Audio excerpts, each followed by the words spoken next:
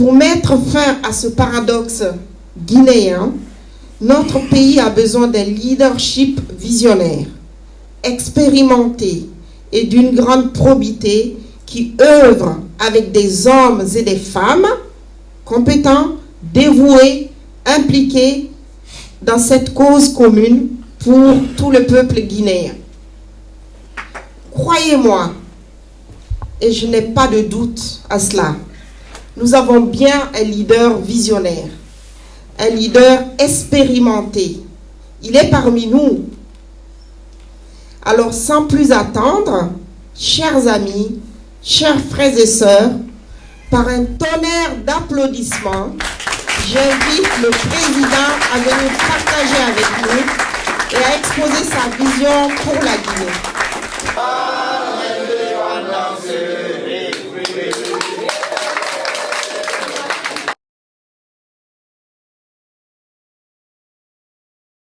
Très bien, merci beaucoup, merci.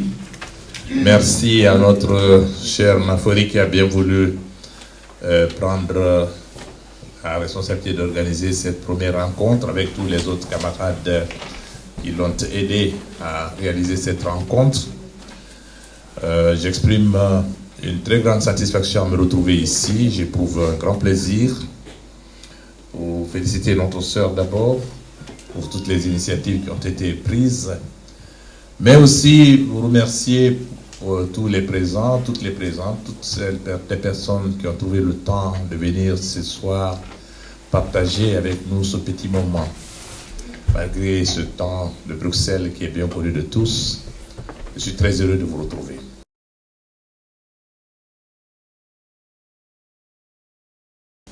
L'idéal que nous voulons prôner pour ce qui concerne notre parti, un parti qui représente la Guinée. Ici, vous avez toute la Guinée dans cette salle. Vous avez ici des Soussous, des représentants de la région forestière, de la Moyenne Guinée et de la Haute Guinée qui sont ici. C'est ça l'Union nationale des patriotes de Guinée. Nous ne voulons pas être un parti ethnique. Ce parti n'appartient à aucune région de la Guinée. Et tout le combat que nous allons mener, que nous avons d'ailleurs toujours mené dans notre vie, c'est de faire en sorte que les Guinéens puissent se réunifier, que les Guinéens puissent s'unir pour regarder dans la même direction. Pas avec le bâton, mais avec un objectif précis pour faire de notre pays où il faut un pays où il fait bon vivre.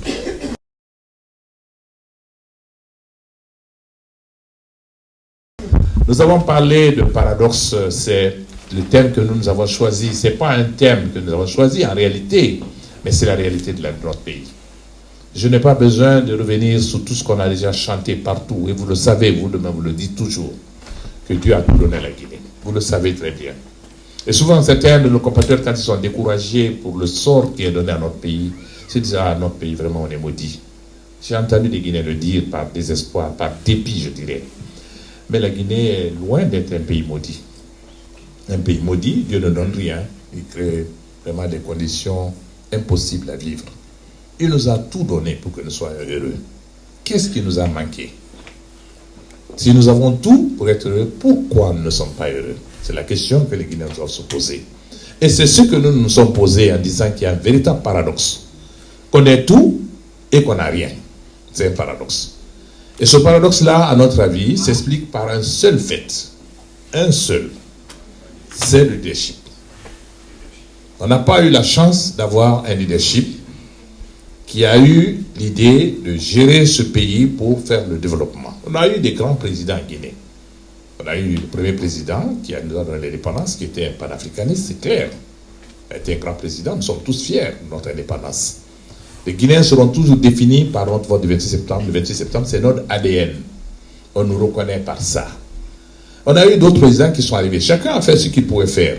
Mais en réalité, notre pays méritait mieux sur le plan de développement économique. C'est ce que nous n'avons pas eu.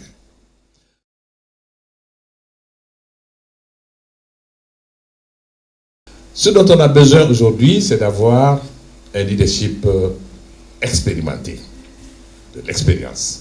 Des gens qui ont eu un parcours professionnel qui les prépare à gérer un pays. C'est extrêmement important. Si vous regardez les pays à côté de nous, prenez le Sénégal, la Côte d'Ivoire et ailleurs, il y a le débat au Sénégal aujourd'hui. Mais depuis l'indépendance de ces pays, tous ceux qui sont venus sont passés par des étapes avant d'être à la magistrature suprême. Ils étaient préparés à la fonction. Je n'ai pas peur de le dire, c'est une réalité. Quand vous comparez notre pays aux autres, vous verrez qu'il y a une grande différence. Quand je prends les tout présidents du Sénégal, ils sont tous passés, ministres, premier ministre, à l'Assemblée ou ailleurs pour être président. Ils ont eu un parcours professionnel qui les préparait à l'exercice de la fonction.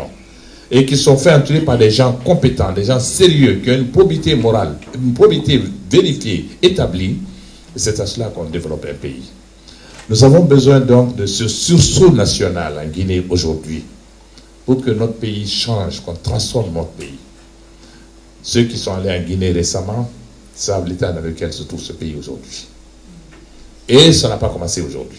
Ce n'est pas la faute à ceux qui sont là aujourd'hui. Mais c'est toute notre histoire. Nous avons eu des vicissitudes dans l'histoire, depuis les premières heures de l'indépendance, le fait colonial et tout ce qu'on connaît. Mais nous connaissons notre parcours en Guinée. Mais ce qui est important, ce n'est pas ce passé, nous n'allons pas être agrippés à ce passé. J'en parlerai à la fin de mon intervention. Mais ce que nous devons faire, c'est ne pas être esclaves de ce passé-là. Regarder vers l'avenir et qu'est-ce que nous pouvons faire maintenant pour que notre pays soit un pays normalisé.